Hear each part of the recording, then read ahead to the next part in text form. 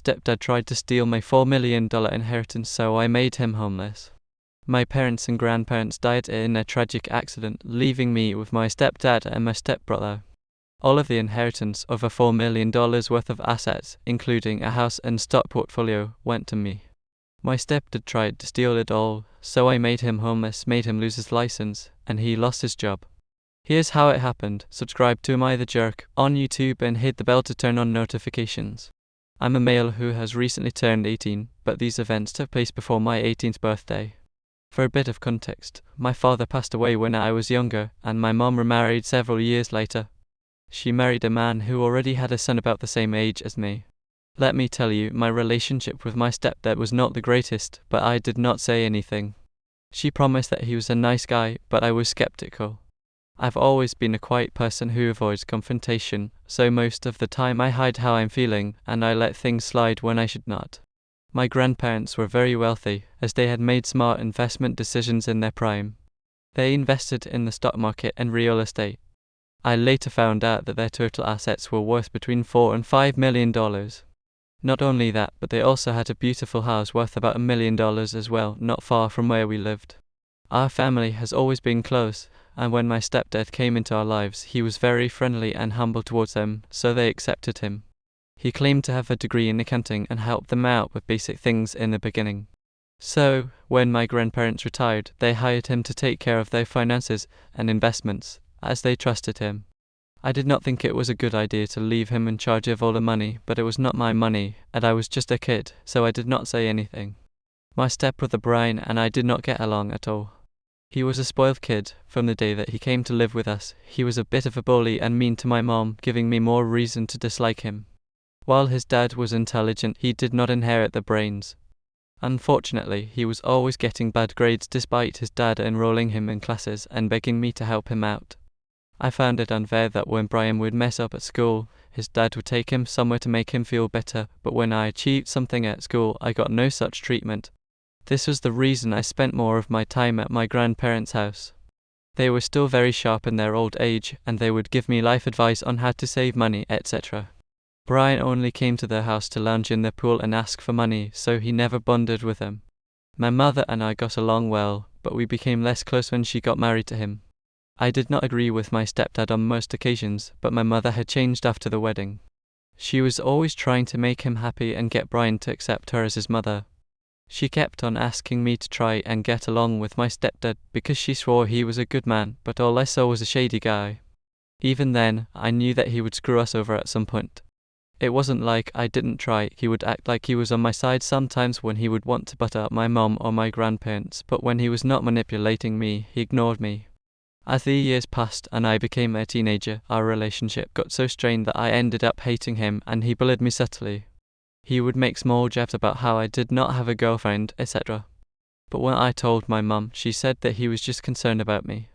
As if when I was 17, my grandparents decided that they wanted to go on a trip overseas for a while. They would be gone for a few weeks, but they promised to be back soon. I wanted to go, but I still had school. My stepdad also did not go because he said he was busy with work, and it was a critical time for the stock market.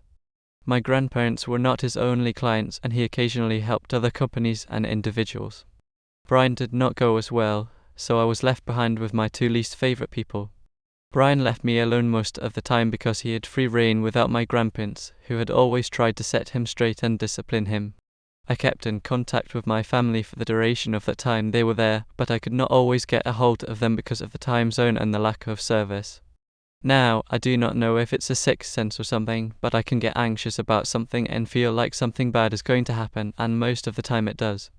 I could not get a hold of any of them for 2 days in a row, which was the longest I had gone without talking to them.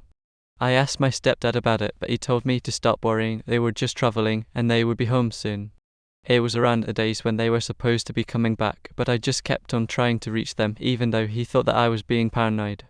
All the calls went to voicemail, and the emails were not responded to. I called up the hotel they were staying in, but I was told that they had checked out 2 days ago. They couldn't give me any further information, though, because of some privacy policy or something. I knew that there was no way they were still traveling. It did not take longer than a day to fly from where they were. Later that day, while I was in class, I was called to the principal's office, and my stepdad and Brian were there. I asked what was going on. They informed me that a hospital had just called my stepdad. Unfortunately, due to an accident, my grandparents and my mother passed away. There were so many questions in my mind because none of it made sense. I went into a hysterical fit, refusing to accept that my family was now gone. The principal sent me and Brian home after offering his condolences, but I don't remember much of what happened that day. I do remember my stepfather sitting me and Brian down and telling us what had happened. It seems that they were on their way to the airport, planning to come back, and they collided with a truck and had a car accident. My grandparents died on the scene, but my mother was in surgery for a couple of hours before she succumbed to the injuries. It was a massive shock. I don't want to lie, even now, when I think of it, I cannot believe that such a tragedy took place, as anyone would. I wish that I could go back in time and do anything, but there was nothing much to do. I demanded to see them and make sure that it was them because I still believed that there had to be a mistake. My stepfather confirmed that it was them, he had seen them. It was hell waiting for them to be transported back to us. Some extended family members were there to offer support, but I did not know them that well, so it didn't really help. Going through the motions was difficult. I mean, how often does someone have to bury 3 family members? They did get dignified funerals, and I did try to say my goodbyes, even though it was difficult. I got a few weeks off from school to grieve, and at that time, I avoided everyone.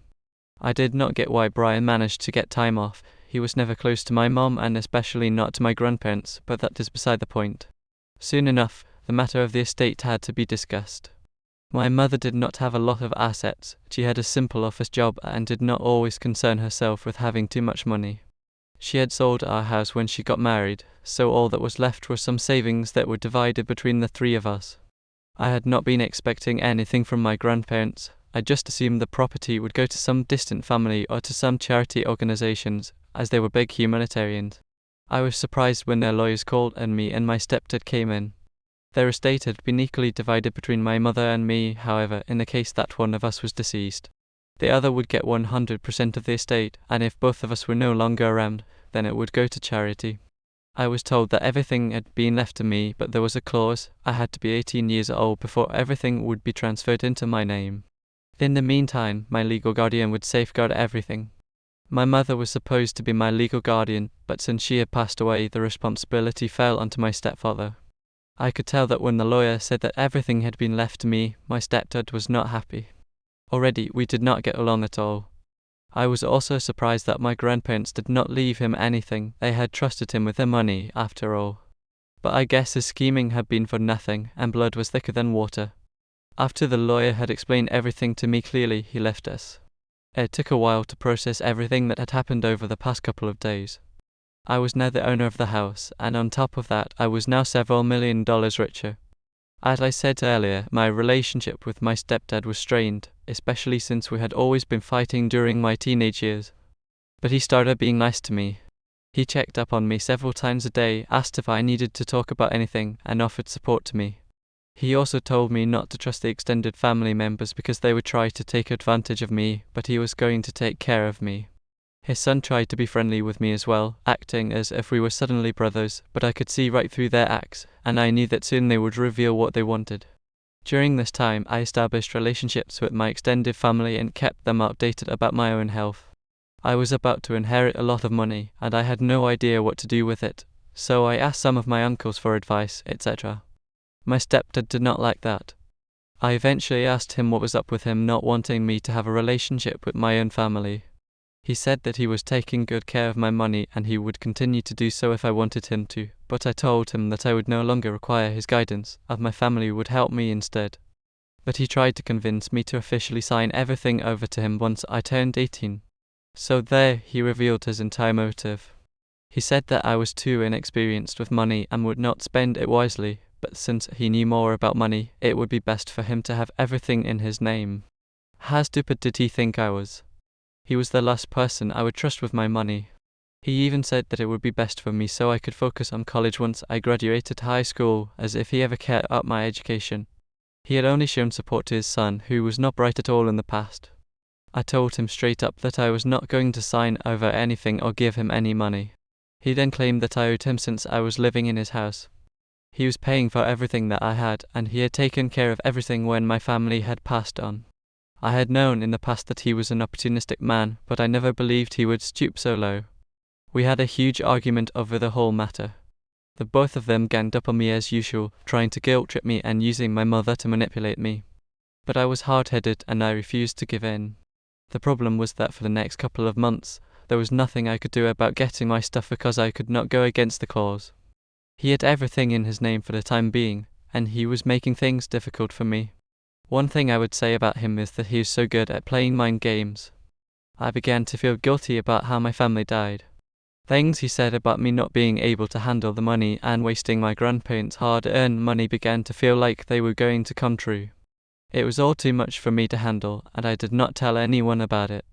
I knew my mother's family meant well, but I barely knew them, and I feared that they would try to use me for money, like my stepdad was doing. Home became a toxic environment, but I had nowhere to go. The only time I could catch a breath was when he was at work, but I tried my hardest to be brave even though he tried everything to convince me, even going as far as to threaten me. It was after he had threatened to do something to me that I decided I could not stay with him anymore. I left home and stayed with a friend for the last few days until my birthday. I ignored his messages and calls during those days, but I found out that they were now living in my grandparents' house. He threatened to do everything he could to make sure I did not get my money as I was supposed to. I did not know a lot about the law and what happened in the case of Wells, but he had many years of experience dealing with financial matters, so I was a bit scared. But when I turned 18, I called my grandparents' lawyer, whom I had informed a few days ago about what was happening with my stepdad. We began the process of transferring the estate to my name, but my stepdad made it very difficult and tried to contest the will. That was when I decided to sue him so that he could get out of the way of me getting my inheritance. I opened a case against him for threatening me to sign everything over to his name after my parents died. His defense was that I was too young to inherit the money and that he had proof that he had been taking care of the estates. But then an investigation was done into the accounts, and it revealed that he had been stealing money from my estate and putting it into his account, which was fraud. I learned that he was only allowed to use money for necessary expenses and not squander it on expensive clothes and gadgets. Not only that, but he was also letting his son spend my money for all that time. I won the case and I got my inheritance. He also had to give me back all the money that he stole from me. Not only that, but he also had to cover all the legal fees. The money was so much that he had to sell his house and car along with all the things that he bought with my money. I also kicked both of them out of my grandparents' house and told them to never come back again. What he did was very unethical, and his license to practice his financial services was suspended. He is going to have a disciplinary hearing very soon, so now he has no house, no job, no income, all alone with his son, and I have cut off all contact with them so that I could focus on more important things. The last couple of months have been such a whirlwind, and things are only starting to settle down now. So, was I the jerk for completely cutting my stepdad off after he tried to steal my multi-million-dollar inheritance even though he was taking care of me this entire time?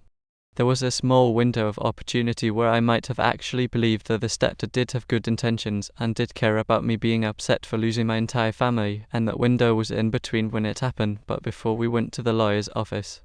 The stepdad and the stepbrother all of a sudden started being really nice to me, but that was after the lawyer told him that I had an over $5 million inheritance coming my way. And then, all of a sudden, the stepdad wanted to check on me every day and make sure I was okay, and said that he'd take care of me, and that the stepbrother and I were just as close as brothers. Sometimes people that are really cruel can be very kind in moments where it's this extreme, but if that was the case and it was genuine, it probably would have revealed itself right when they found out that my family had died and not after the lawyer meeting. The entire time, I kept thinking that during the interim period where the stepdad had control of all the finances, he was going to do something to squander that money before my 18th birthday. But it seems like that wasn't possible in this case, and not only that, all the money that had been siphoned off from before he had to pay back. He probably was just going ham on the spending because he figured nobody else could ever catch him doing it, and spent way more than he would have otherwise. So much so to the point that he ended up losing his house and becoming homeless, and even the license for his work was compromised. Getting $5 million at 18 years old is probably going to be one wild ride, with tons and tons of charlatans and scammers coming after me for the rest of my life. But hopefully all of this was a big lesson learned, and I can stay safe from all the future scammers that are going to come my way. But let me know how you would have handled the situation down below.